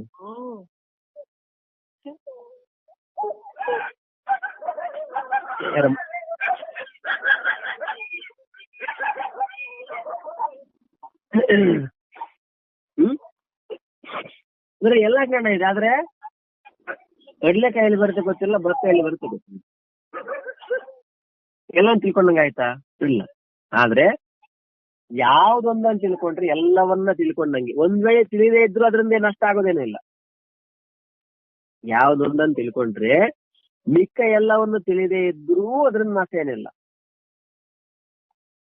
ಅಂತದ್ ಯಾವುದು ಅಂದ್ರೆ ಅದನ್ನೇ ತಿಳಿಯಲು ಯೋಗ್ಯವಾದ ಪರಮತತ್ವ.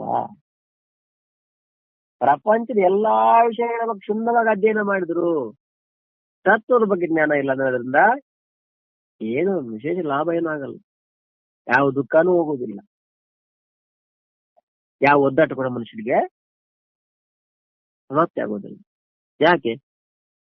ತಿಳಿಯಲು ಯೋಗ್ಯವಾಗಿರತಕ್ಕಂಥದ್ದು ಅದು ತತ್ವ ಒಂದೇ. ಅದು ಮುಮುಕ್ಷು ಪುರುಷರು ತಿಳಿಯುವ ಇಚ್ಛೆ ಪಡ್ತಾರೋ ಅದನ್ಯಾರು? ಮುಮುಕ್ಷುಗಳೇ ತಿಳ್ಕೋಬೇಕು ಅಂತ ಇಚ್ಛೆ ಪಡ್ತಾರೆ. ಮುಮುಕ್ಷು ಮೋಕ್ಷ ಮೇ ಭೂಯಾದತೆ ದೃಢೇಚ್ಛ, ಹೇಗಾರು ಮಾಡೋದನ್ನ ಪಡ್ಕೋಬೇಕು ಅಂತ ಇಚ್ಛೆ ಪಡ್ತಾನೆ. ಇಚ್ಛೆ ಹೇಗಿದೆ? ದೃಢವಾದ ಇಚ್ಛೆ, ಸಾಮಾನ್ಯ ಇಚ್ಛೆ ಅಲ್ಲ. ಯಾವುದನ್ನು ತಿಳಿಯಲು ಜಿಜ್ಞಾಸು ಸಾಧಕರು ನಾನಾ ಪ್ರಕಾರದ ಸಾಧನೆಗಳನ್ನ ಮಾಡ್ತಾರೆ. ಯಾವ್ದನ್ನು ತಿಳ್ಕೋದು? ಯಾವ್ದದ್ದು ಪರಮ ಯೋಗ್ಯವಾದ ತತ್ವ, ಅದನ್ನು ತಿಳ್ಕೋಬೇಕು ಅಂತೇಳಿ ಜಿಜ್ಞಾಸು. ಜಿಜ್ಞಾಸು ಅಂದ್ರೆ ಏನು? ಜ್ಞಾತುಂ ಇಚ್ಛಾ ಜಿಜ್ಞಾಸ, ತಿಳ್ಕೋಬೇಕು ಅಂತ ತೀವ್ರ ಇಚ್ಛೆ, ಸಾಮಾನ್ಯ ಇಚ್ಛೆ ಅಲ್ಲ.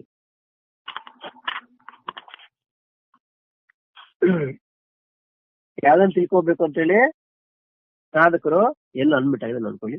ಮಕ್ಕಳೆಲ್ಲ ಮಾತಾಡ್ತಾ ಇದ್ರು. ನಾನಾ ಪ್ರಕಾರ ಸಾಧನೆ ಮಾಡ್ತಾರೋ. ಏನದು? 8ನೇ ಅಧ್ಯಾಯದ 3ನೇ ಶ್ಲೋಕದಲ್ಲಿ, 8ನೇ ಅಧ್ಯಾಯದ 3ನೇ ಶ್ಲೋಕದಲ್ಲಿ ಯಾವ ಪರಮ ಅಕ್ಷರವನ್ನ ಬ್ರಹ್ಮವೆಂದು ಹೇಳಲಾಗಿದೆಯೋ, ಯಾವ ಪರಮ ಅಕ್ಷರವನ್ನ ಬ್ರಹ್ಮ ಅಂತ ಹೇಳಲಾಗಿದೆ, ಅದೇ ಪರಮ ತತ್ವರೂಪಿ ಸಚ್ಚಿದಾನಂದಗಳ ನಿರ್ಗುಣ ನಿರಾಕಾರ ಪರಬ್ರಹ್ಮ ಪರಮಾತ್ಮನ ವಾಚಕ. ಯಾವುದು? ವೇದಿತವ್ಯಂ ಪರಮಂ. 2 ವಿಶೇಷಣಗಳು ನೋಡಿ. ಏನಕ್ಕೆ? ಅಕ್ಷರಂ, ಅಕ್ಷರಕ್ಕೆ ವೇದಿತವ್ಯಂ ಪರಮಂ, ಪರಮ ತತ್ವ ಸ್ವರೂಪಿ ಸಚ್ಚಿದಾನಂದಗನ ನಿರ್ಗುಣ ನಿರಾಕಾರ ಪರಬ್ರಹ್ಮ ಪರಮಾತ್ಮನ ವಾಚಿಕವಾಗಿಲ್ಲಿ ವೇದಿತವ್ಯಂ ಪರಮಂ ವಿಶೇಷಗಳ ಸಹಿತ ಅಕ್ಷರಂ ಅನ್ನೋ ಪದ ಇಲ್ಲಿ ಪ್ರಯೋಗ ಮಾಡಲಾಗಿದೆ. ಮತ್ತು ಇದರಿಂದ ಅರ್ಜುನನು ನಿನ್ನ ವಿರಾಟ್ ರೂಪವನ್ನು ನೋಡಿ ನನಗೆ ಆ ಪರಬ್ರಹ್ಮ ಪರಮಾತ್ಮ ನಿರ್ಗುಣ ಬ್ರಹ್ಮವೂ ಕೂಡ ನೀನೇ ಆಗಿರುವುದು. ನೋಡಿ, ಇಷ್ಟೆಲ್ಲ ನಿನ್ನಲ್ಲಿ ಏನೇನು ನೋಡ್ತಾ ಇದ್ದೀನಿ ಅಂತ ಹೇಳಿದ್ರು. ಈಗ ವೇದಿತವ್ಯಂ ಪರಮಂ ವಿಶೇಷಗಳನ್ನ ಪ್ರಯೋಗ ಮಾಡ್ತಾ ಇದರಿಂದ ಅರ್ಜುನನು ನಿನ್ನ ವಿರಾಟ್ ರೂಪ ನೋಡಿ ನನಗೆ ಆ ಪರಬ್ರಹ್ಮ ಪರಮಾತ್ಮ ನಿರ್ಗುಣ ಬ್ರಹ್ಮ ಕೂಡ ನೀನೇ ಆಗಿರುವೆ ಎಂಬುದು ದೃಢ ನಿಶ್ಚಯವಾಗಿದೆ. ಅನ್ನೋ ಭಾವನೆಯಲ್ಲಿ ತೋರಿಸ್ತಾ ಇದ್ದಾರೆ. ಇನ್ನು ನಿಧಾನಂ ಅದರ ಅರ್ಥ ಏನು? ಮತ್ತು ಭಗವಂತನಿಗೆ ಈ ಜಗತ್ತಿನ ಪರಮ ನಿಧಾನವೆಂದು ತಿಳಿಸುವುದರ ಅಭಿಪ್ರಾಯ ಏನು ಹೇಳ್ತಾ, ಯಾವುದಾದರೂ ವಸ್ತುವನ್ನು ಇಡಲಾಗುವ ಸ್ಥಾನವು ಆ ವಸ್ತುವಿನ ನಿಧಾನ ಅಥವಾ ಅದರ ಆಶ್ರಯ ಎಂದು ಹೇಳಲಾಗ್ತದೆ. ಇಲ್ಲಿ ಅರ್ಜುನನು ಭಗವಂತನನ್ನ ಈ ಜಗತ್ತಿನ ನಿಧಾನವೆಂದು ಹೇಳಿ ಕಾರಣ ಮತ್ತು ಕಾರ್ಯದ ಸಹಿತ ಈ ಸಂಪೂರ್ಣ ಜಗತ್ತು ನಿನ್ನಲ್ಲಿಯೇ ಸ್ಥಿತವಾಗಿದೆ, ನೀನೇ ಇದನ್ನು ಧರಿಸಿಕೊಂಡಿರುವೆ, ಆದ್ರಿಂದ ನೀನೇ ಇದಕ್ಕೆ ಆಶ್ರಯನಾಗಿದ್ದೀಯೇ ಎಂಬ ಭಾವನೆಯಲ್ಲಿ ಅನಿಸ್ತಾ ಇದ್ದಾನೆ. ನಿಧಾನಂ ಅರ್ಥ ಏನು? ಮತ್ತು ಭಗವಂತನಿಗೆ ಈ ಜಗತ್ತಿನ ಪರಮ ನಿಧಾನ ಅಂತ ತಿಳಿಸುವುದರ ಅಭಿಪ್ರಾಯ ಏನು?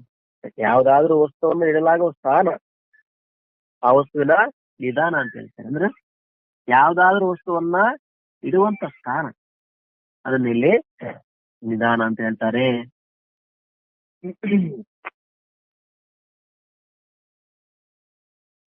ಆಶ್ರಯ, ಇಲ್ಲಿ ಅರ್ಜುನನು ಭಗವಂತನನ್ನ ಈ ಜಗತ್ತಿನ ನಿಧಾನ ಅಂದ್ರೇನು?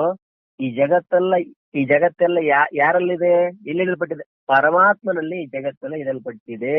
ಇದರರ್ಥ ಇಲ್ಲಿ ನಿಧಾನ ಅಂತಂದ್ರೆ ಯಾವುದಾದ್ರೂ ವಸ್ತುವನ್ನು ಇಡಲಾಗುವ ಸ್ಥಾನ, ಆ ವಸ್ತು ನಿಧಾನ ಅಥವಾ ಅದರ ಆಧಾರ ಆಶ್ರಯ, ಅದನ್ನೇ ನಿಧಾನ ಅಂತ ಹೇಳ್ತಾರೆ. ಇಲ್ಲಿ ಅರ್ಜುನ ಭಗವಂತನನ್ನ ಜಗತ್ತು ಎಲ್ಲಿದೆ, ಯಾರಲ್ಲಿದೆ ಅಂತಂದ್ರೆ ಪರಮಾತ್ಮನಲ್ಲೇ ಇದೆ. ಈ ಭಗವಂತನು ಈ ಜಗತ್ತಿನ ನಿಧಾನ ಹೇಳಿ ಕಾರಣ ಮತ್ತು ಕಾರ್ಯದ ಸಹಿತ ಅಂದ್ರೆ ಕಾರಣ ಕಾರ್ಯ ಅದರ ಸಹಿತವಾಗಿ ಈ ಸಂಪೂರ್ಣ ಜಗತ್ತು ನಿನ್ನಲ್ಲಿ ಇಷ್ಟವಾಗಿದೆ. ಈ ಜಗತ್ತಿಗೆ ಕಾರಣ ಆಗಿರ್ಬೋದು ಅಥವಾ ಜಗತ್ತು ಕಾರ್ಯ ಕೂಡ ಆಗಿರ್ಬೋದು, ಇವೆಲ್ಲ ಅದಕ್ಕೆ ಯಾರ ಆಶ್ರಯ? ನೀನೇ ಧರಿಸ್ಕೊಂಡಿದ್ದೀಯಾ, ನಿನ್ನಲ್ಲಿ ಇದಾವೆ, ಅದರಿಂದ ನೀನೇ ಇದಕ್ಕೆ ಆಶ್ರಯನಾಗಿದ್ದೀಯೇ. ಹಾಗಾಗಿ ನಿಧಾನಂ ಅಂದ್ರೇನು?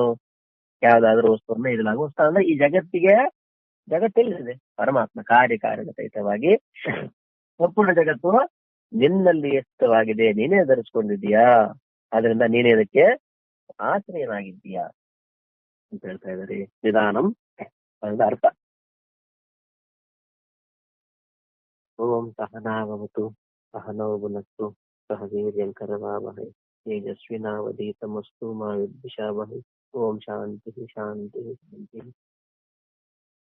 ಓಂ ಸರ್ವೇ ಭವಂತು ಸುಖಿನಃ, ಸರ್ವೇ ಸಂತು ನಿರಾಮಯಾಃ, ಸರ್ವೇ ಭದ್ರಾಣಿ ಪಶ್ಯಂತು ಮಾ ಕಶ್ಚಿತ್ ದುಃಖಂ ಭವೇತ್. ಓಂ ಶಾಂತಿ ಶಾಂತಿ ಶಾಂತಿ. ಹರಿ ಓಂ ತತ್ಸತ್.